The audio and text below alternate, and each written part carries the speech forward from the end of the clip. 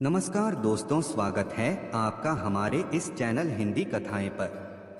तो दोस्तों, फिलहाल हम जिस युग में जी रहे हैं, पुराणों और शास्त्रों के अनुसार इसे कलियुग कहा जाता है।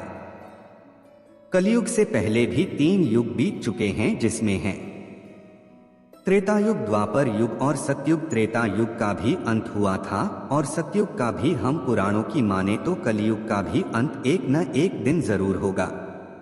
लेकिन अब हमारे सामने यह प्रश्न उठता है कि आखिर कैसा होगा कलियुग के बाद का युग। कलियुग से जुड़ी वो कौन सी बातें हैं जो भगवान श्री कृष्ण ने महाभारत काल के समय में ही 5 पांडवों को बता दी थी। इसके साथ ही भगवान श्री कृष्ण ने पांडवों को कलियुग के इंसानों से जुड़े कुछ ऐसे रहस्य भी बताए थे जिनको सुनने के बाद आप दांतों तले अपनी उंगली दबा लेंगे। अगर आप भी इन रहस्यों के बारे में जानना चाहते हैं तो हमारी आज की यह वीडियो बिना स्किप किए हुए अंत तक देखते रहिए। आपका ज्यादा समय ना लेते हुए वीडियो की शुरुआत करते हैं। दोस्तों, जुए में सब कुछ हारने के बाद जब पांडव में जा रहे थे, तभी पांडवों ने भगवान श्री कृष्ण से पूछा, हमने तो ऐसा कोई बड़ा पाप नहीं किया, फिर भी हमें इतना बड़ा दंड क्यों मिला। तब श्री कृष्ण ने कहा, प्रिय पांडवों, द्वापर अपने अंतिम चरण पर है। यह सब जो भी हो रहा है वह आने वाले कलियुग का प्रभाव है। इस पर युधिष्ठिर ने आश्चर्य से भगवान श्री कृष्ण से पूछा कि हे वासुदेव, कलियुग तो अभी आया भी नहीं है और उसका इतना भयंकर परिणाम ही क्यों। जब कलियुग आरंभ हो जाएगा तो क्या होगा। भगवान श्री कृष्ण ने कहा, आप सभी भाई वन में जाइए और वहाँ जो कुछ भी देखें वहाँ कर मुझे बताइए। उसी आधार पर मैं आपको कलियुग की गति के बारे में बता पाऊंगा। भगवान श्री कृष्ण के ऐसा कहने पर 5 भाई वन में अलग अलग दिशा में चल पड़े। 5 भाई वन में जाकर वापस लें होते तो हर कोई वन के दृश्य को लेकर हैरान था। वन से लौटने के बाद 5 पांडवों के मस्तक पर शिकन था।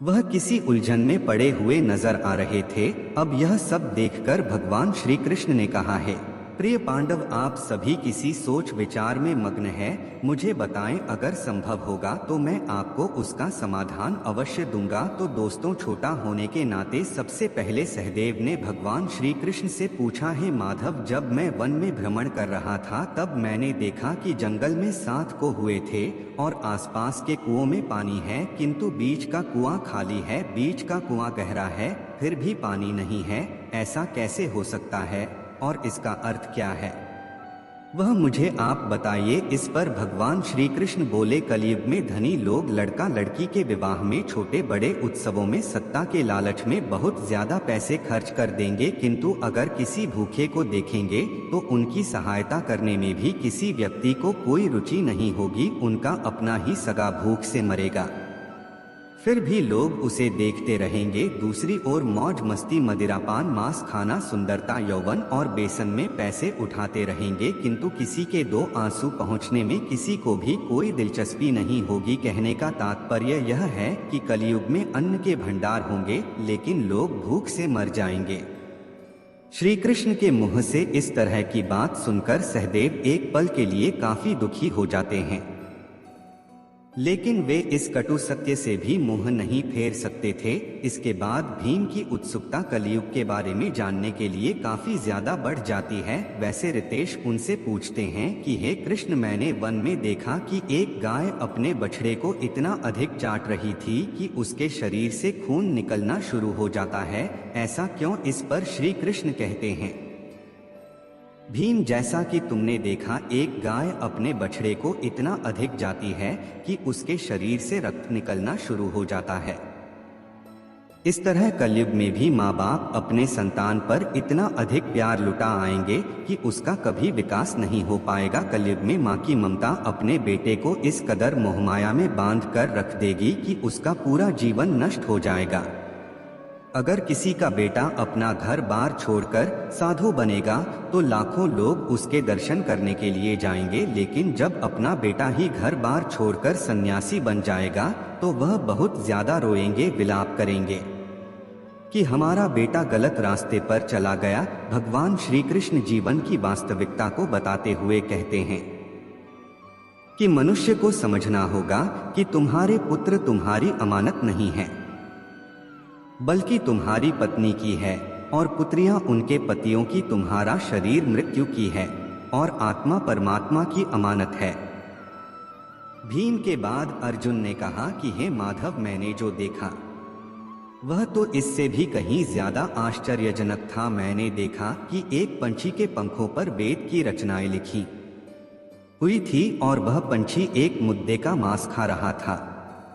इसका अर्थ क्या है, इसके बारे में मुझे बताइए। इस पर भगवान श्री कृष्ण ने मुस्कुराते हुए कहा कि कलयुग में ऐसे लोग होंगे जो बड़े ज्ञानी और ध्यानी कहलाएंगे, विज्ञान की चर्चा तो करेंगे लेकिन उनके आचरण एकदम राक्षसी होंगे। बड़े पंडित एवं विद्वान वे लोग कहलाएंगे।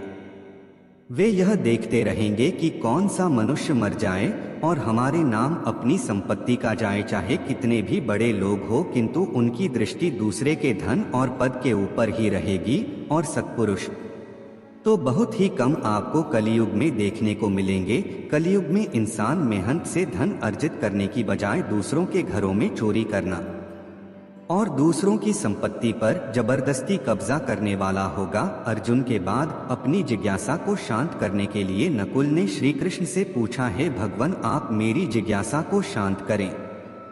मैंने देखा कि एक बहुत बड़ा चट्टान पर्वत से गिरी, बाद अड्डे से बड़े वृक्ष भी उसे नहीं रोक पाए, किंतु एक अत्यंत छोटे से पौधे का स्पर्श ही वह चट्टान पर जैसे ही पड़ेगा वह चट्टान एक जगह पर स्थिर हो गई। ऐसा आखिर क्यों? इस पर श्री कृष्ण कहते हैं कि इसका अर्थ है कि कलयुग में मनुष्य की बुद्धि क्षीण हो जाएगी और उसका जीवन पतन हो जाएगा और उस बर्तन को धन और बदन दर्द है बता दें सत्ता रूपी ब्रज से रोकने में सक्षम होंगे, लेकिन हरि नाम के छोटे से पौधे से मनुष्य के जीवन का पतन रुक जाएगा। आठ कलयुग में हरिनाम ही मोक्ष और मुक्ति का एकमात्र मार्ग होगा। चारों भाइयों के प्रश्नों का उत्तर जानने के बाद अब बारी आती है युधिष्ठिर के प्रश्न की। तो भगवान श्री कृष्ण ने मुस्कुराते हुए कहा है, युधिष्ठिर, अब तुम बताओ, तुमने वन में क्या देखा? तब युधिष्ठिर ने बताया कि है योगेश्वर, मैंने एक 2 सोल वाले गज को देखा। इसका अर्थ क्या है? मुझे इस पर अपने विचार बताई है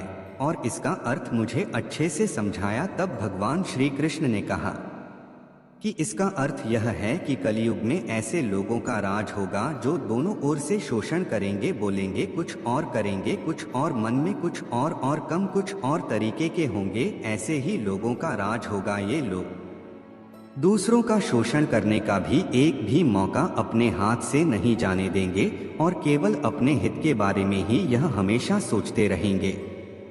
श्री कृष्ण से अपने प्रश्नों का उत्तर जानकर सभी पांडव हैरान थे और कलयुग में इंसानों की स्थिति को देखकर काफी ज्यादा निराश भी थे। तभी देश ने हाथ जोड़कर श्री कृष्ण से पूछा, हे माधव, आपने यह तो बता दिया कि आने वाला योग कैसा हो, लेकिन आप हमें यह भी बताएं कि आखिरकार इस युग यानी कि कलयुग का अंत होगा कैसे? तब श्री कृष्ण कहते हैं कि कलयुग के अंत में मनुष्य की आयु मात्र 13 वर्ष की रह जाएगी। इस दौरान लोगों में दुर्भावना बढ़ेगी।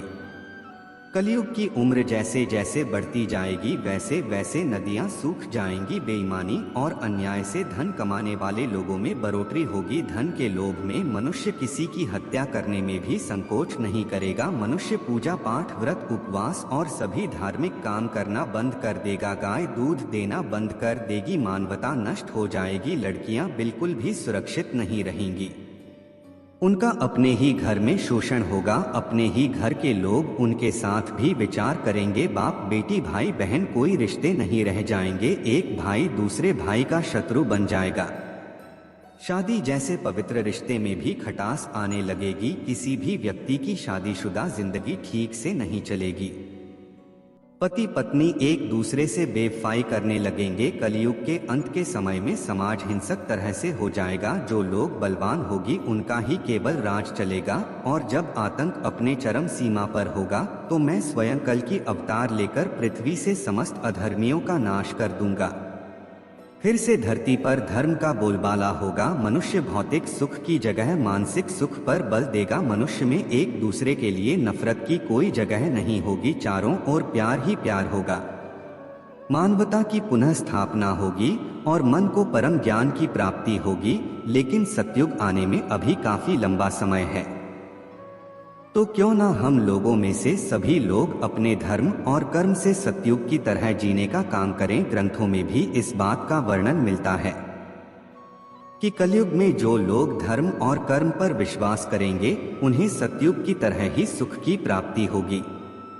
इसीलिए अपने जीवन को सुखी बनाने के लिए आज से हरि का नाम जपना शुरू कर दें। तो दोस्तों, फिलहाल इस वीडियो में इतना ही। उम्मीद करते हैं कि आपको हमारा यह वीडियो पसंद आया होगा। यदि आपको वीडियो पसंद आया है तो इस वीडियो को लाइक करें और इसी तरह के इंटरेस्टिंग और अमेजिंग वीडियो देखते रहने के लिए चैनल को सब्सक्राइब कर ले।